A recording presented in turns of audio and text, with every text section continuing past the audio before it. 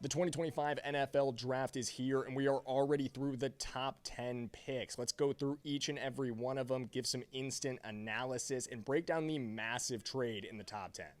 Starting with the first overall pick, and this one was no surprise. The Titans go Cam Ward, who they've been widely suspected to be all over for the last few weeks, and I think this is a really good pick. Best quarterback in this draft, and hopefully their next franchise guy.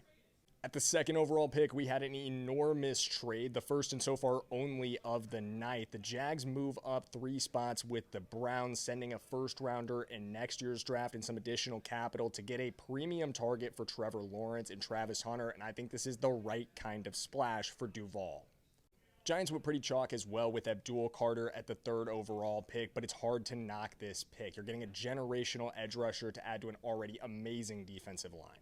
The word for a while at the fourth overall pick was that the Patriots were strong on Will Campbell, and that did end up being the case. I'm not too high on this pick. I don't think he's a tackle in the NFL. I think he's a guard.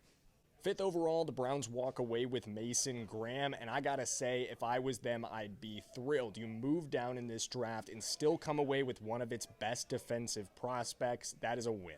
Sixth overall, the Raiders had made no secret of their love for Ashton Jeanty, and that is the direction they end up going in. Going to be interesting to see the kind of success they can drive behind their offensive line right now. Seventh overall, the Jets go Armin Membu, and I think this should have been the pick at 4. This is the best true tackle prospect in the class, in my opinion, and the Jets got a steal here.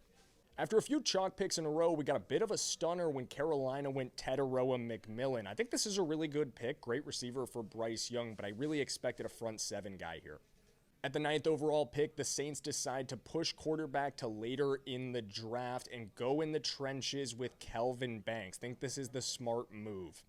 And lastly, maybe the most surprising pick of round 1, the Bears go tight end with Colston Loveland. And I don't like this pick at all. There was a better tight end on the board in Tyler Warren, and this is not a position of need for the Bears, in my opinion.